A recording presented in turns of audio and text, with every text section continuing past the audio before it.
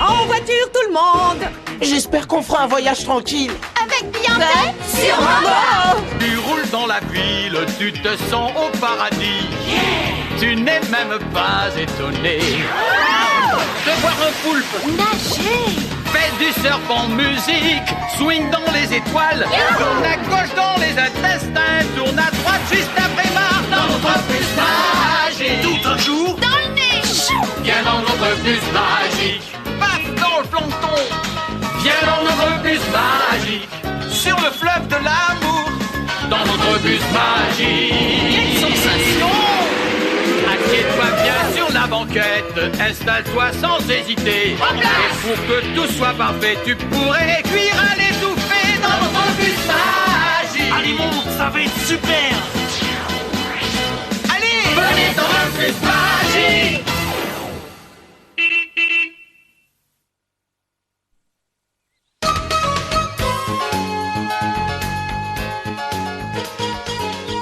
C'est très gentil à vous, mais ça n'a rien à voir avec un récif de corail.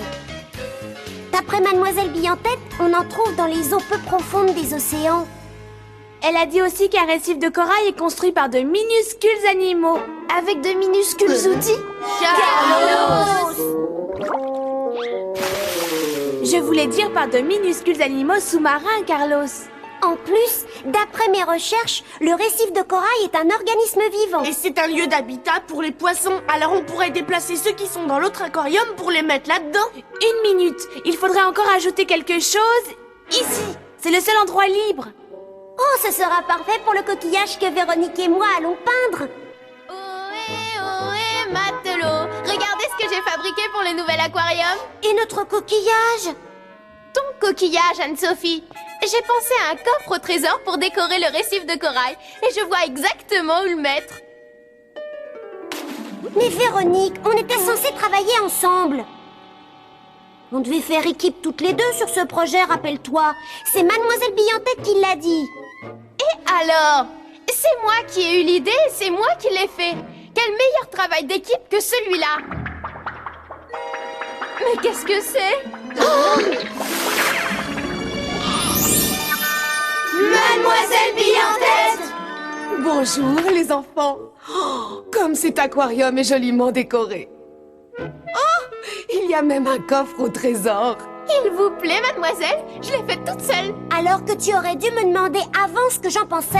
Et tu sais, je travaille mieux en solo. Ton coffre au trésor me rappelle quelque chose. Ne bougez pas.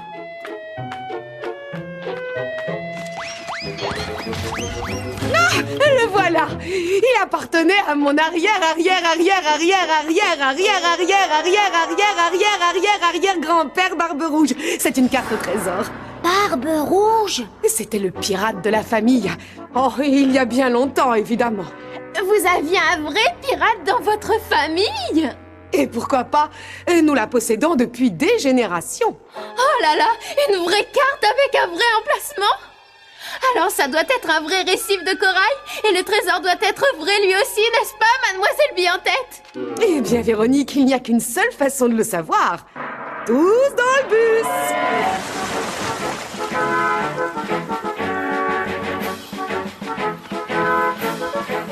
Oh, comme me disait mon arrière-grand-mère, Barbe Rouge n'était pas un pirate comme les autres. Le contraire m'aurait étonné. Au lieu de noyer ses prisonniers comme c'était la coutume, il les emmenait dans ses aventures, sur son vaisseau de pirate.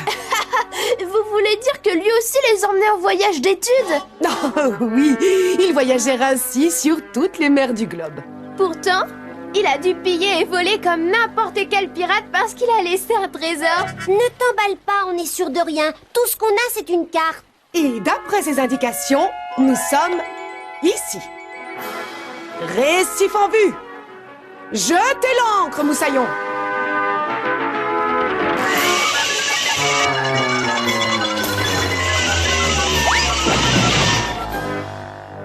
Tu vois un récif, toi?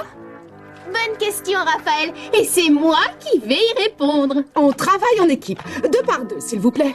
En équipe?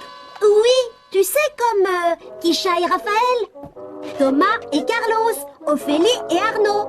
Et toi et moi. Mais je n'ai pas besoin de coéquipier, je suis un pirate, pas une poule mouillée.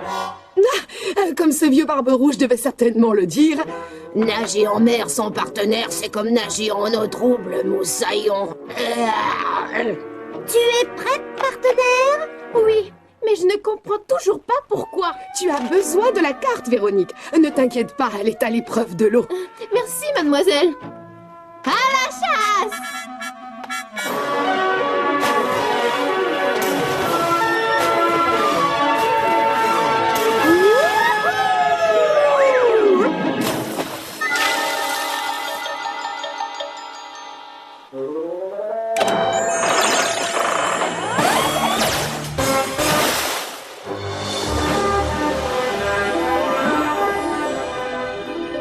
C'est donc ça? C'est ici que se trouve le trésor? Pourtant, ça ne ressemble pas du tout à notre aquarium. Oui, et où sont les poissons? Eh bien, d'après ce que je suis en train de lire, il y a peu de nourriture et d'abris pour les poissons vivant en haute mer. Pourtant, le récif de corail abrite beaucoup d'espèces différentes. Alors, où est-il? Tout ce que je vois, moi, c'est de l'eau. D'après cette carte au trésor... Ne cherchez plus, je l'ai trouvé! Vous avez vu la taille de ces poissons? Voilà ce que j'entends par récif de corail. Voilà ce que j'entends par poisson. Mais ce n'est pas ce que j'entends par trésor. Véronique, attends-moi! Dépêche-toi un peu! Les partenaires, c'est toujours à la traîne. Véronique, qu'est-ce que je t'ai dit? Tiens, on dirait une vieille chaîne. Elle est marquée du symbole des pirates. Ça, par exemple, c'est la même qui est dessinée sur la carte. Regarde, elle mène droit au trésor. Alors on devrait tomber dessus en allant dans cette direction. Viens! Pas si vite, Véronique. Je te rappelle qu'on doit rester l'une à côté de l'autre comme deux bonnes partenaires. Tu as oublié? Je me demande toujours à qui et à quoi ça sert un partenaire. Bonne question, Véronique. Lise? Oh non! Attendez! Je n'ai rien dit, mademoiselle!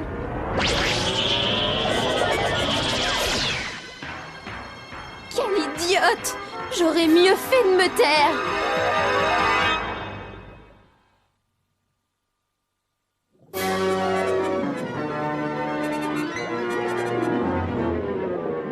Comment je vais trouver le trésor maintenant? Soyons patients, Véronique, nous verrons bien. Oh, c'est la première fois que je suis une anémone de mer. Une anémone de mer? C'est ce que nous sommes? D'après ce que je suis en train de lire, l'anémone de mer est un animal marin qui ressemble à une plante. Oui, ça ressemble à une plante. Et ça bouge comme une plante. Question de déplacement, il y aurait des progrès à faire. L'avantage, c'est qu'on voit bien les poissons d'ici. Non, il n'y en a pas assez pour deux. Bon d'accord, vous êtes des anémones de mer. Mais nous, mademoiselle, qu'est-ce qu'on est? Des Bernard l'ermite, Arnaud. Des Bernard l'ermite? Si c'est vous qui le dites.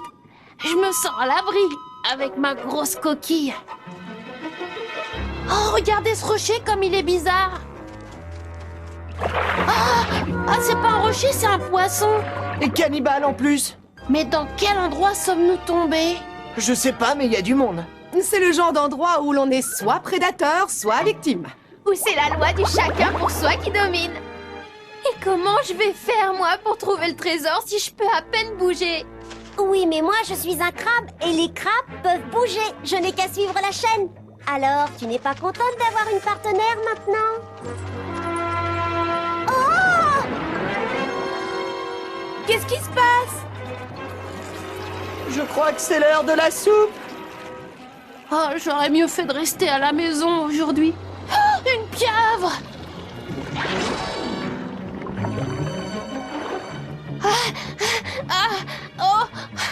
Non! Par ici, Arnaud! On dirait que les animaux n'aiment pas nager près des anémones de mer. C'est parce qu'on pique. Petite Vénarde, au moins on te laisse tranquille et on ne te mange pas. Donc, si j'ai bien compris, si nous restons près de vous, on ne se fera pas manger non plus, c'est ça? Anne-Sophie, j'ai déjà assez honte comme ça, alors n'en rajoute pas en venant te coller à moi. Regardez ce que font les vrais Bernard l'ermite. Pourquoi il se met une anémone sur la tête? Pour se protéger, regardez, l'anémone a piqué la pieuvre. Allez, voyons si ça marche avec nous.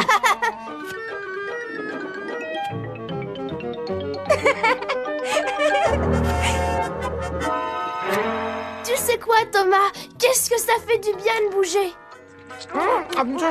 Arrête de manger comme toi. Et toi, tu me protèges. Voilà ce que j'appelle faire équipe. Je viens d'avoir une idée, Anne-Sophie. Si je monte sur ta coquille, moi, je pourrais te protéger de la pieuvre et toi, tu pourras me conduire au trésor. Entendu, partenaire! À nous, la fortune! Allez, partenaire, plus vite!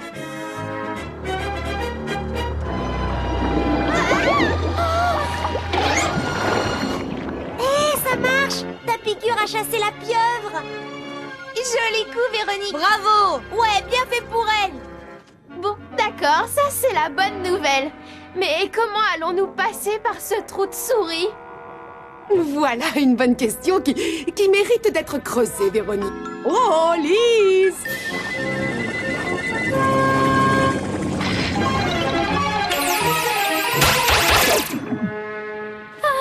Je peux enfin bouger. On s'est transformé en quoi, mademoiselle? En crevette rose, Véronique. C'est dans le sable que nous nous abritons, en creusant avec nos pinces. Super! Le trésor est à portée de pince maintenant. Youpi! Et nous, mademoiselle, on est des poissons, alors on ne peut pas creuser. C'est juste, Thomas. Maintenant, tu es un goby. Un goby? J'ai vu un poisson de notre genre qui s'est fait manger. Il est temps de se trouver une cachette. Mais où? Ces pinces sont parfaites pour creuser. Beaucoup plus pratiques qu'une pelle. Mais j'ai bien du mal à voir ce que je fais. Même si je trouvais le trésor, je ne saurais même pas à quoi il ressemble. Un requin, cachons-nous! Se cacher? Mais où? Il n'y a plus de place. Vous voyez ce que je vois? Des trous pour s'abriter! Allez, pousse-toi, Véronique! Arrête enfin, mais qu'est-ce que tu veux? Une place, il y a! Bravo, tu as détruit tout mon tunnel. Il n'y aura bientôt plus de tunnel si tu te fais manger par ce requin! Un requin? Quel requin? Un requin?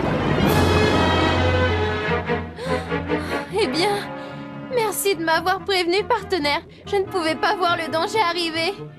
Quelle chance pour nous, les gobies, d'avoir des crevettes qui acceptent de partager leur cachette. Et quelle chance pour nous les crevettes d'avoir les gobies qui nous avertissent d'un danger qu'on ne peut pas voir. Est-ce que c'est moi ou est-ce qu'il y a une raison à cette coopération? La survie, Raphaël, la survie. Chacun aide son prochain à survivre. Venez voir ça! Oh, vous n'en croirez pas vos yeux! Mais qu'est-ce que c'est? Qu'est-ce que c'est? On ne voit rien, nous. Waouh! Magnifique! On a trouvé le trésor, Anne-Sophie? Non, mais on ne devrait plus tarder maintenant. Vous restez là. Tu n'as pas le droit d'y aller sans moi. On fait équipe, tu as oublié. J'ai besoin d'un partenaire qui me conduise au trésor en toute sécurité, mademoiselle. Lise!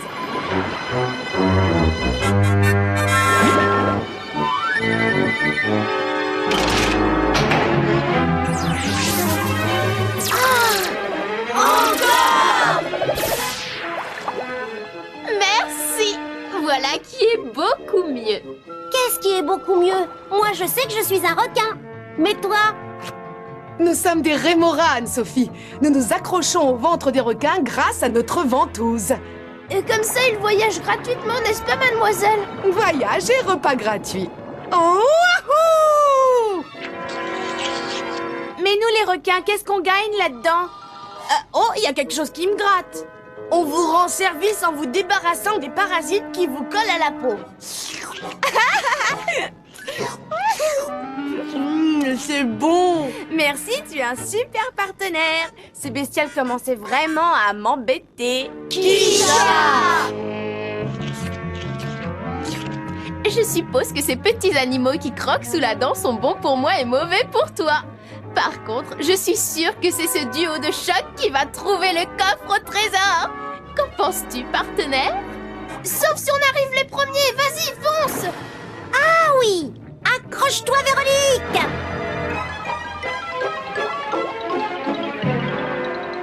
Hé! Mais qu'est-ce qui ne va pas de ce côté du récif? On dirait qu'il est en train de mourir. On s'en fiche du récif, l'important c'est le trésor, alors grouille-toi! Cet endroit ne m'inspire pas confiance. Ah! Anne-Sophie, c'est le trésor!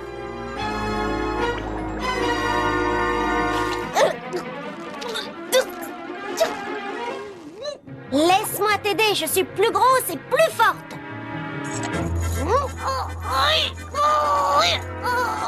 Ça, c'est du travail d'équipe!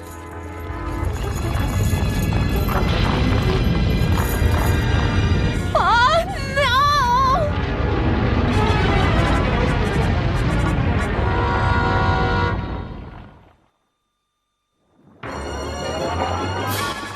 Véronique, Anne-Sophie, est-ce que ça va?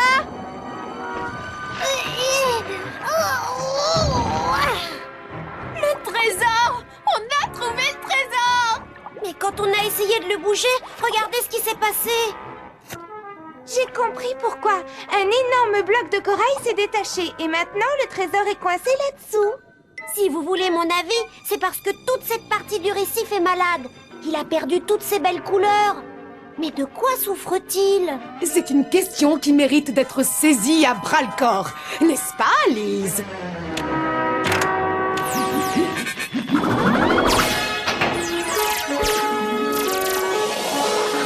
Quelle surprise! On est redevenus des humains! Vous allez avoir besoin de vos mains pour étudier le problème de plus près.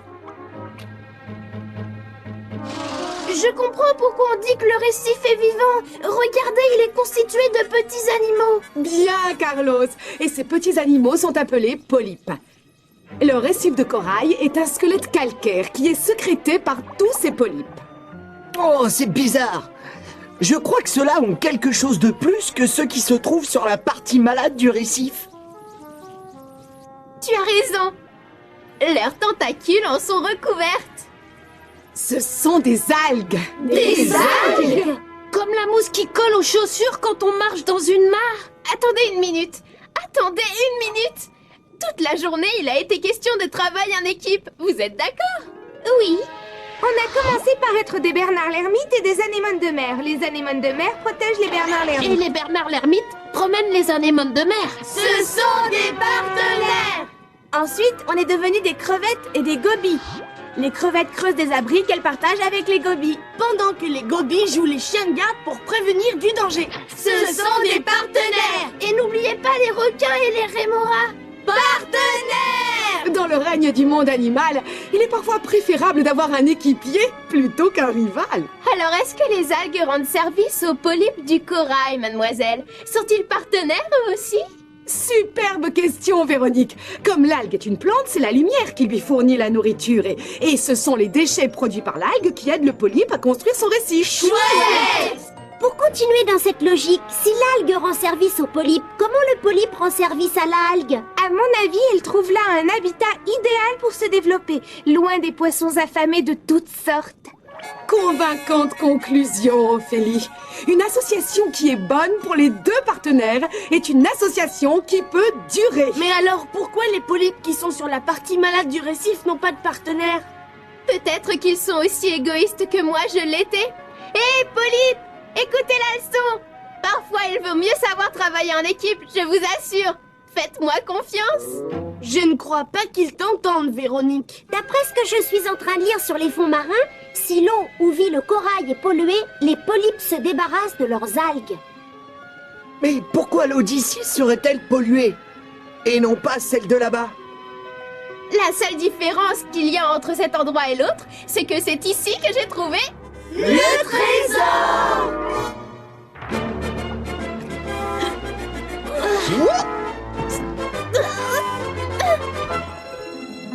À première vue, le coffre est en métal. Et plus précisément en cuivre.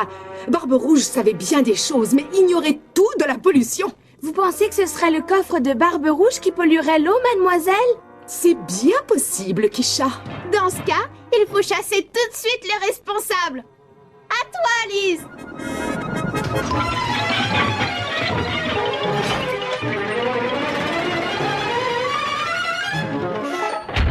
Et maintenant, on n'a plus qu'à nettoyer le site. Véronique, mais qu'est-ce que tu fais? J'essaie de donner de l'eau propre à ces polypes pour les réoxygéner.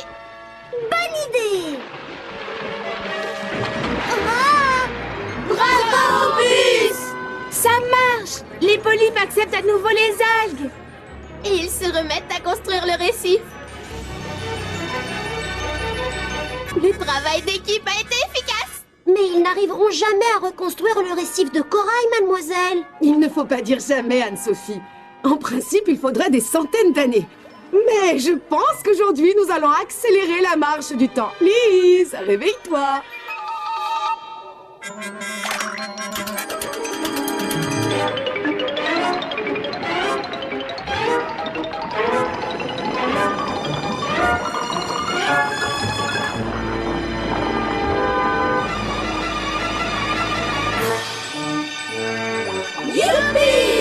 Les polypes et les algues ont réussi à reformer le récif de corail.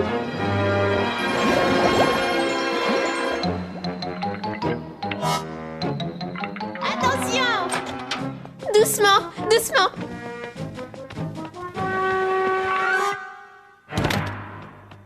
Alors, à qui revient l'honneur de l'ouvrir?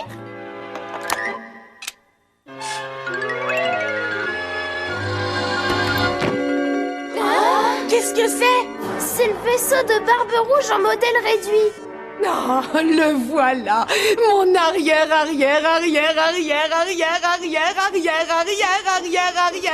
grand-père Barbe Rouge. Il était loin de penser qu'un jour son coffre au trésor endommagerait le récif. S'il était encore parmi nous, il vous remercierait de l'avoir enlevé de là. N'est-ce pas, Barbe Rouge? Qu'est-ce que c'est que ce truc à l'arrière? Ça ressemble à une poignée. Essaie d'appuyer dessus pour voir.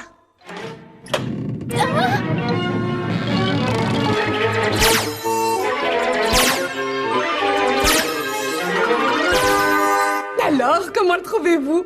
C'est un GEM. Un quoi? Un galion espagnol magique. Quand je vous disais que Barbe Rouge n'était pas un pirate comme les autres.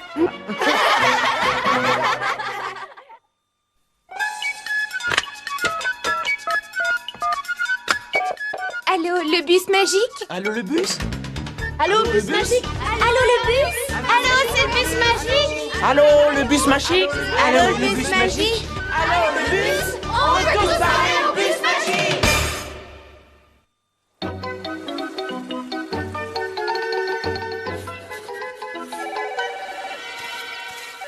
Le bus magique production, j'écoute. Salut, je viens de regarder votre émission sur les récifs de coraux que j'ai trouvée excellente.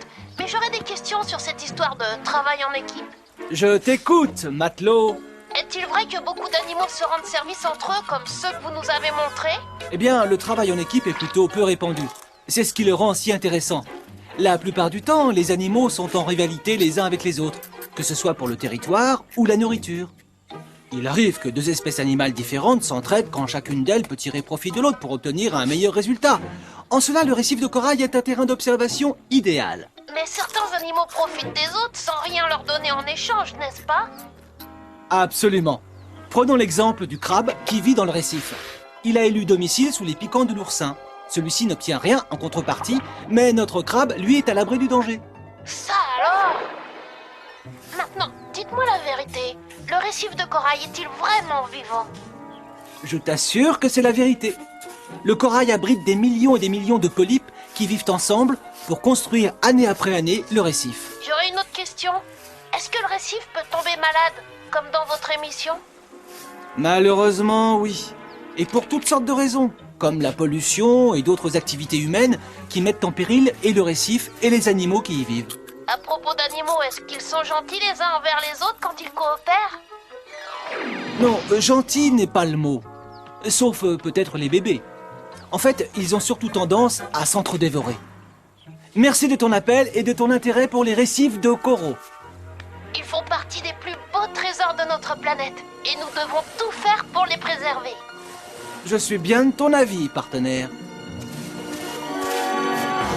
Alors, on ne veut pas faire moitié-moitié avec son partenaire? Ah, tant pis pour moi.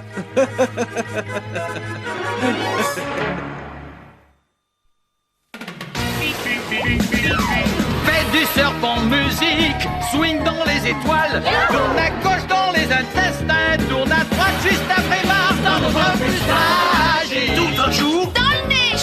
viens dans notre bus magique. Paf dans le plancton, viens dans notre bus magique.